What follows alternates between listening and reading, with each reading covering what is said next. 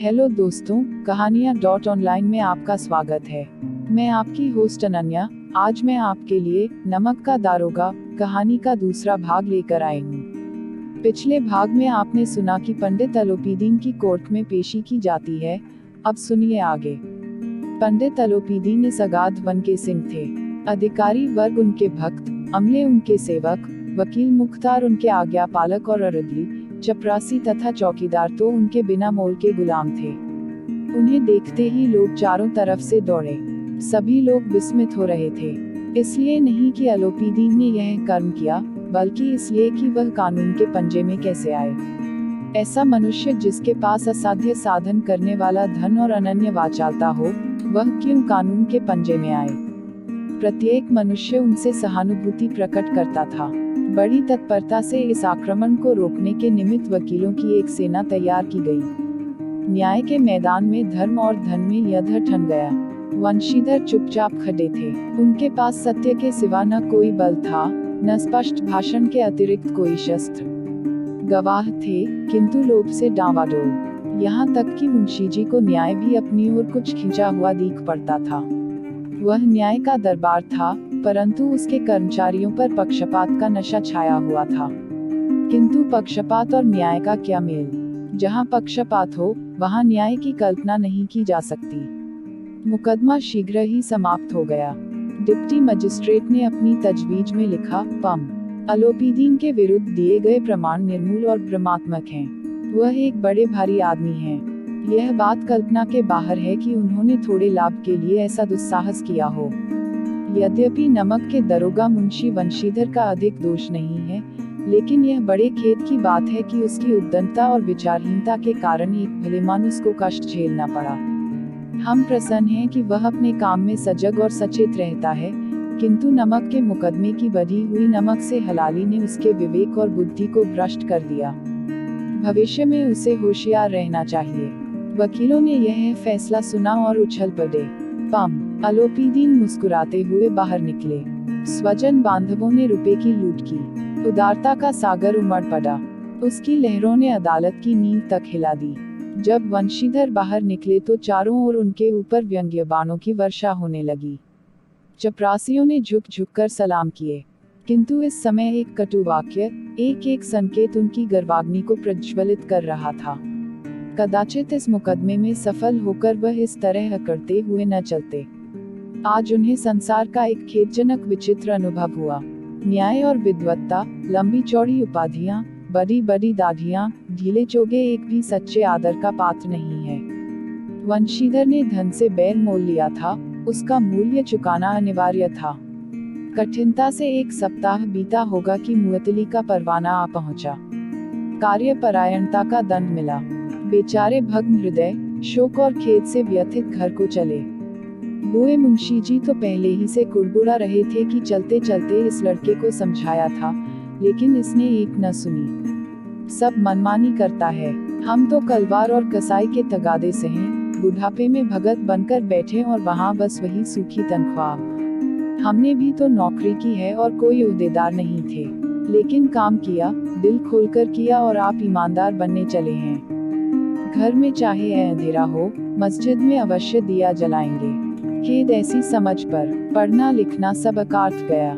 इसके थोड़े ही दिनों बाद, जब मुंशी वंशीधर इस दुरावस्था में घर पहुंचे और बुए पिताजी ने समाचार सुना तो सिर पीट लिया। बोले, जी चाहता है कि तुम्हारा और अपना सिर फोड़ लूं। बहुत देर तक पछता कर हाथ मलते रहे।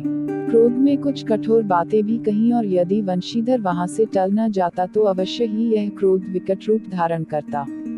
वृद्ध माता को भी दुख हुआ। जगन्नाथ और रामेश्वर यात्रा की कामनाएं मिट्टी में मिल गईं। पत्नी ने कई दिनों तक सीधे मुंह बात तक नहीं की। इसी प्रकार एक सप्ताह बीत गया। सांध्य का समय था। बुए मुंशी जी बैठे बैठे राम नाम की माला जप रहे थे। इसी समय उनके द्वार पर सजा हुआ रथ आकर रुका।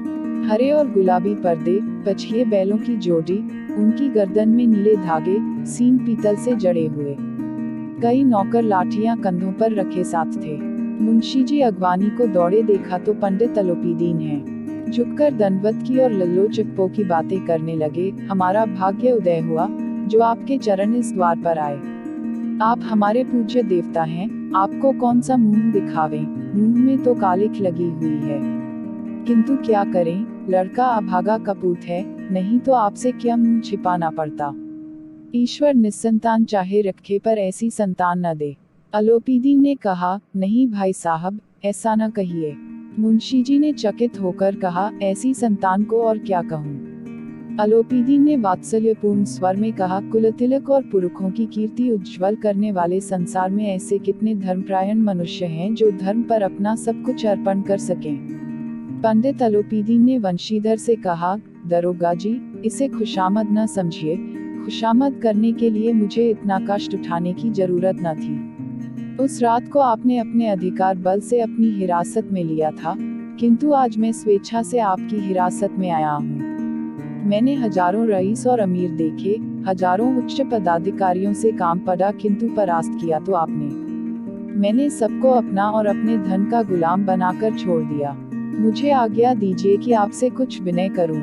वंशीधर ने अलोपीदीन को आते देखा तो उठकर सत्कार किया, किंतु स्वाभिमान सहित। समझ गए कि यह महाशय मुझे लज्जित करने और जलाने आए हैं। क्षमा प्रार्थना की चेष्टा नहीं की, वरन उन्हें अपने पिता की यह ठकुरसुहाती की बात असह्य सी प्रतीत हुई। पर पंडित जी की बातें सुनी तो मन की मैल मिट गई। पंडित जी की ओर उड़ती हुई दृष्टि से देखा, सद्भाव झलक रहा था। गर्व ने अब लज्जा के सामने सिर झुका दिया। शर्माते हुए बोले, यह आपकी उदारता है जो ऐसा कहते हैं। मुझसे जो कुछ अविनय हुई है, उसे क्षमा कीजिए। मैं धर्म की बेड़ी में जकड़ा हुआ था, नहीं तो वैसे मैं आपका दास हूँ। जो आज्ञा होगी वह मेरे सिर माथे पर। अलोपीदीन ने विनीत भाव से कहा, नदी तट पर आपने मेरी प्रार्थना नहीं स्वीकार की थी, किंतु आज स्वीकार करनी पड़ेगी। वंशीधर बोले, मैं किस योग्य हूँ, किंतु जो कुछ सेवा मुझसे हो सकती है, उसमें त्रुटि न होगी। अलोपीदीन ने एक स्टाम्प लगा हुआ पत्र निकाला और उसे वंशीधर के सामने रखकर बोले, इस पद को स्वीकार कीजिए और अपने हस्ताक्षर कर दीजिए। मैं ब्राह्मण हूँ, जब तक यह सवाल पूरा न कीजिएगा, द्वार से न हटूंगा। मुंशी वंशीधर ने उस कागज को पढ़ा तो कृतज्ञता से आंखों में आंसू भर आए। पम अलोपीदीन ने उनको अपनी सारी जायदाद का स्थायी मैनेजर नियत किया था। 6000 वार्षिक वेतन के अतिरिक्त रोजाना खर्च अलग, सवारी के लिए घोड़ा, रहने को बंगला, नौकर चाकर मुफ्त। कंपित स्वर में बोले, पंडित जी, मुझ में इतनी सामर्थ्य नहीं है कि आपकी उदारता की प्रशंसा कर सकूं, किंतु ऐसे उच्च पद के योग्य नहीं हूँ। अलोपीदीन हंसकर बोले, मुझे इस समय एक अयोग्य मनुष्य की ही जरूरत है। वंशीधर ने गंभीर भाव से कहा, यूं मैं आपका दास हूँ। आप जैसे कीर्तिवान सज्जन पुरुष की सेवा करना मेरे लिए सौभाग्य की बात है, किंतु मुझ में न विद्या है, न बुद्धि, न वह स्वभाव जो इन त्रुटियों की पूर्ति कर देता है।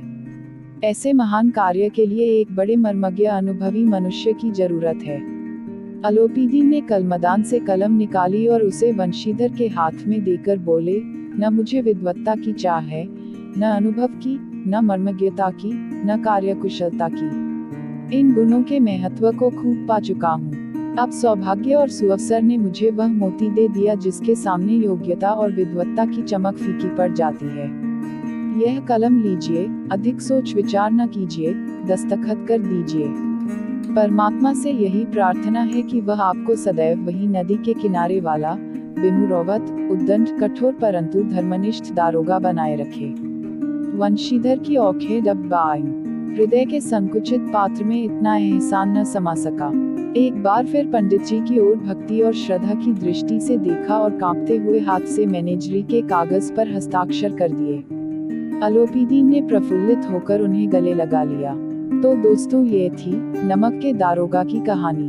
प्रेमचंद की कहानियों का आनंद लेने के लिए कहानियां ऑनलाइन चैनल को लाइक और सब्सक्राइब